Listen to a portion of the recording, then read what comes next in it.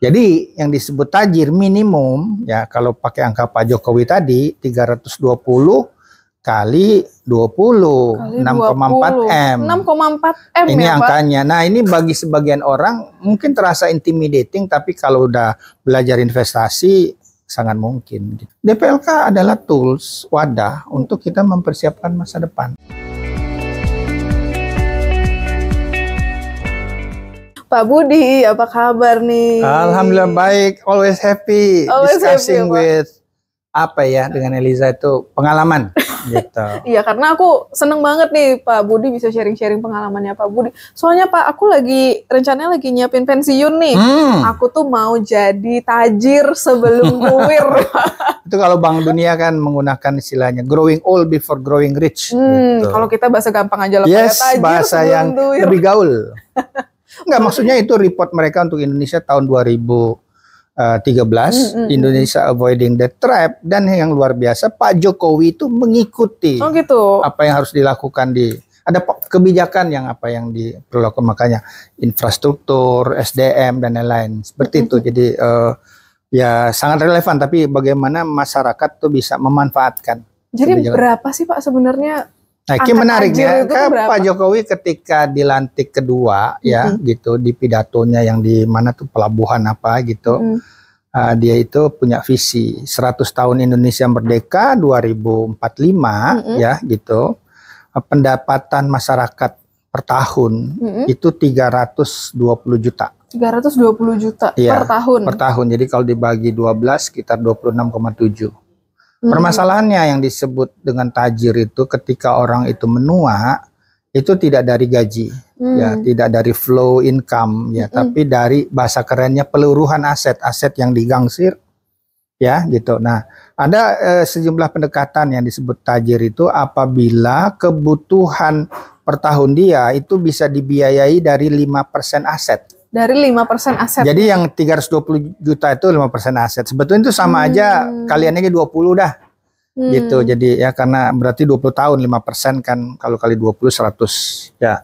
Jadi yang disebut tajir minimum ya kalau pakai angka Pak Jokowi tadi 320 kali 20 6,4 M. 6,4 M ini ya, angkanya. Pak? Nah, ini bagi sebagian orang mungkin terasa intimidating, tapi kalau udah belajar investasi sangat mungkin gitu. Nah, boleh nggak Pak ceritain caranya gimana supaya bisa mungkin? Ini ada beberapa tantangan. Tadi Eliza untuk persiapan pensiun. Ada lagi yang jenis yang lain untuk pendidikan anak. Karena biasanya dua yang buat supaya masa depan lebih baik kan, kalau terutama Eliza kan dan saya sempat jadi sandwich generation kan, berarti harus juga kita nggak cuma kepada anak-anak tapi kita ke orang tua juga kan gitu.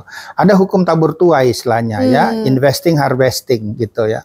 Jadi tadi sebetulnya harvestingnya itu 20 tahun tadi.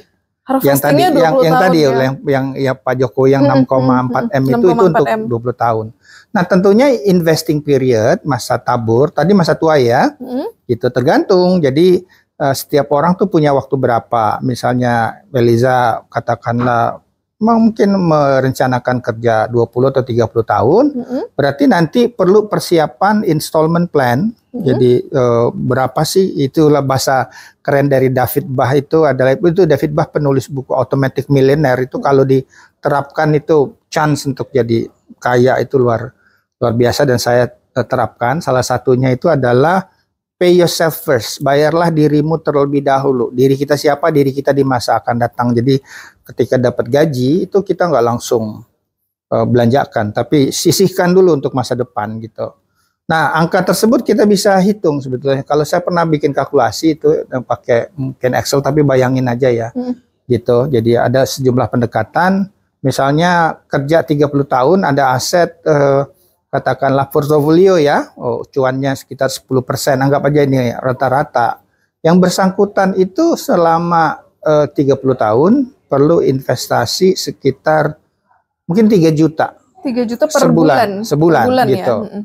Nah, approach seperti itu kalaupun dianggap terlalu tinggi, itu ada pendekatan yang lain. Jadi misalnya dia tuh proporsi aset, karena si David Bach itu sendiri bilang bisa start dari 2,5% dari gaji diinvestasikan, nanti naik jadi misalnya 5%, 10%. Saya sendiri sempat mungkin 25% dari gaji bulanan saya itu diinvestasiin.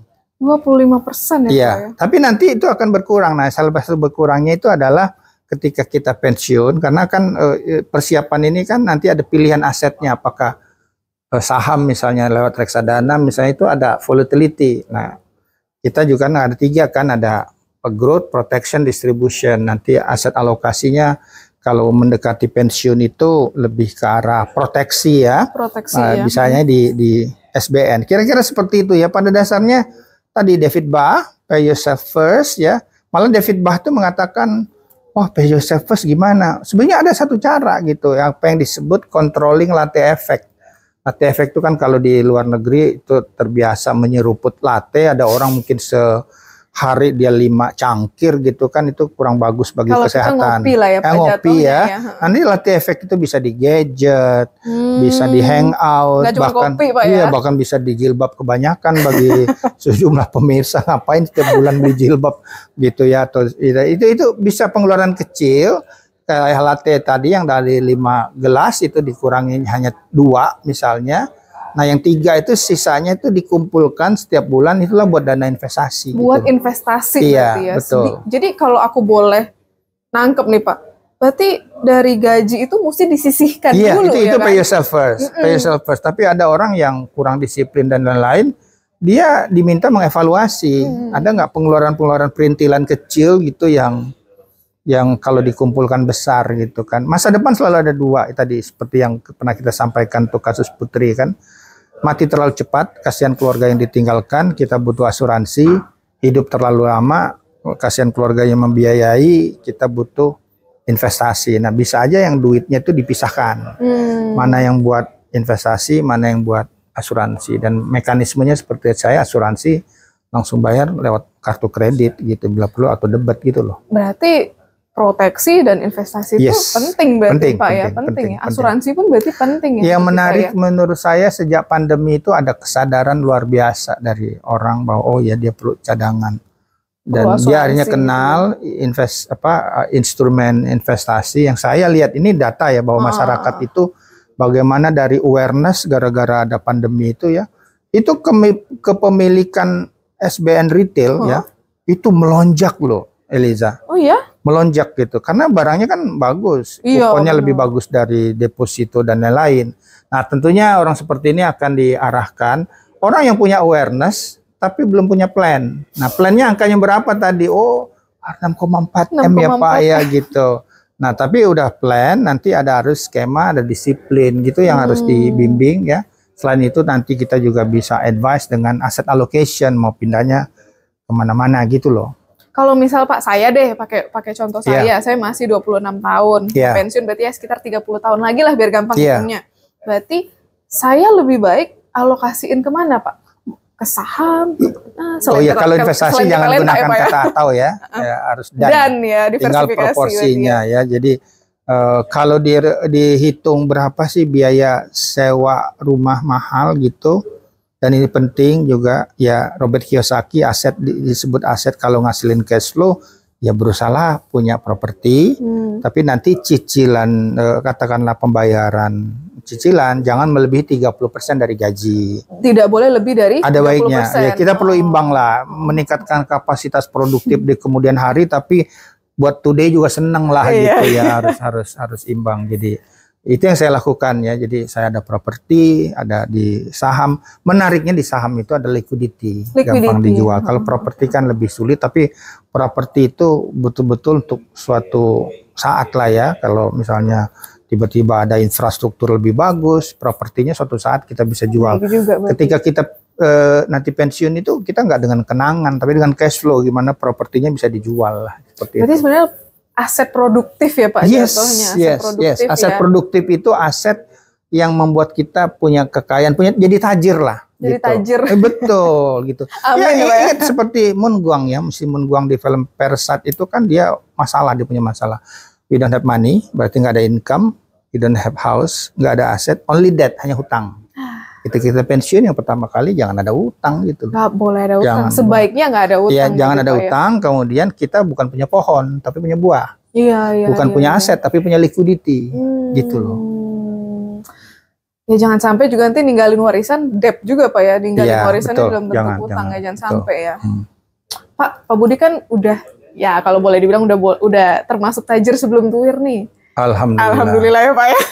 Pengennya membantu. Membantu. Ya, gitu. Pak boleh nggak sih sharing selama mempersiapkan atau selama mempersiapkan pensiun ini atau selama Pak Budi investasi deh, pernah ngalamin tantangan apa nggak sih? Mungkin tadi kan Pak Budi mention harus disiplin. Pernah nggak sih dalam sebulan kayaknya nggak disiplin investasi, pernah nggak Pak ngalamin itu? Oh iya banyak sekali ya. Jadi menghadapi volatility misalnya, saya selalu melihat ini ada malapetaka atau volatility ya. Biasanya kita harus melihat portofolionya. Makanya saya menyarankan investasi tanpa baperan, jangan pernah jatuh cinta sama saham. Kalau udah untung,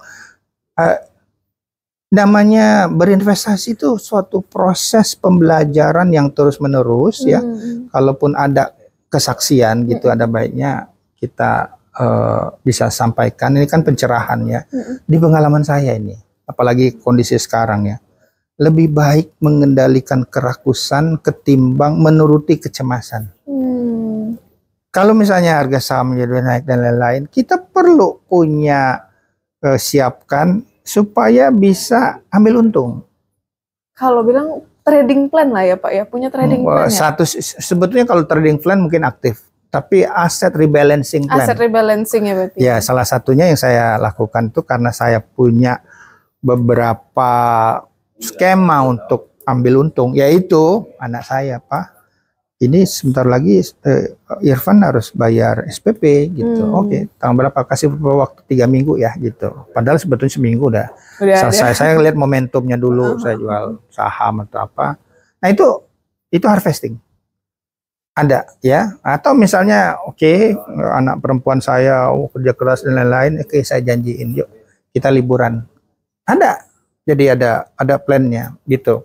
Itu penting banget. Jadi kalau orang itu tidak punya mekanik, tidak punya pilihan untuk exit, dia baper.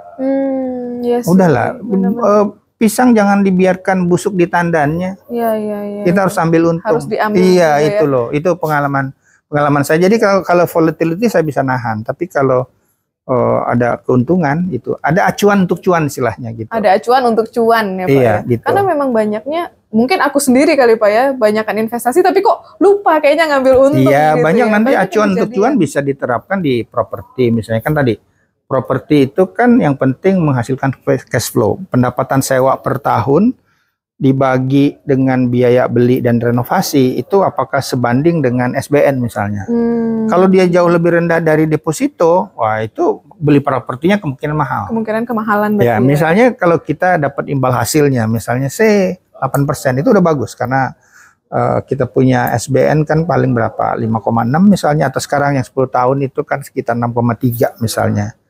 Nah, tapi kalau ada orang yang mau membeli aset kita dan kita hitung ini kok lebih dari 50 tahun pendapatan sewa tadi gitu, menarik untuk kita jual.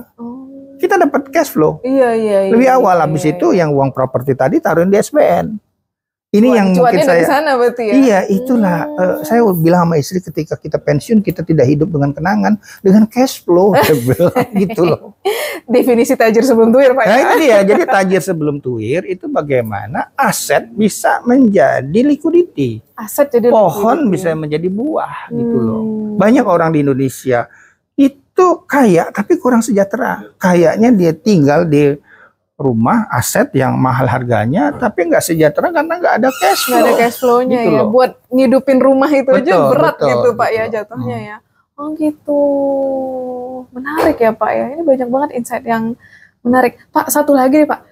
Kalau misalnya aku mau persiapan pensiun, selain investasi, kan aku karyawan juga nih Pak di Sinarmas MSIG Life. Ada program DPLK. Menurut Pak Budi, oke nggak nih kalau aku juga masukin di DPLK? Selalu menarik untuk mempersiapkan masa depan. Nah nanti itu karakternya apa? Apakah di sana ada keleluasan untuk aset alokasi, bagaimana nanti kinerjanya juga dan lain-lain.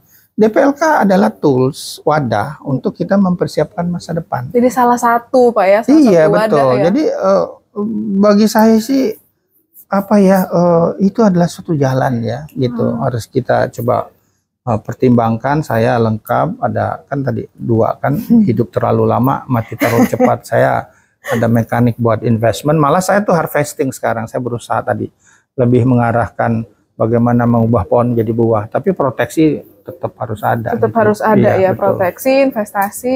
Istri saya itu psikolog ya. Dia ketika 2020 tuh melihat begitu banyak masalah di keluarga itu bersumber dari keuangannya. Iya, jadi ya dia coba bantulah. Jadi, dan saya senang sekali, apalagi kalau nanti pemirsa kita kebanyakan perempuan ya, yang rentan itu malah perempuannya gitu. Makanya harus diberdayakan, awareness ya, ada kesadaran. Habis itu kita tunjukkan wealth plan, istilah saya tuh. Wealth plan-nya ya, itu gitu. Mungkin menarik, boleh kita bedah di episode lainnya. Betul, Pak, ya. Betul. Pak Budi jangan bosen loh kita. Siap. Ini saya undang mulu ke sini buat bahas pengalaman-pengalaman Pak Budi. Thank you banyak Pak Budi, hari ini kita dapat banyak insight soal jadi tajir sebelum tuir. Ya, jadi 6,4 M. 6,4 M. Kita bantu. Thank you Pak Budi.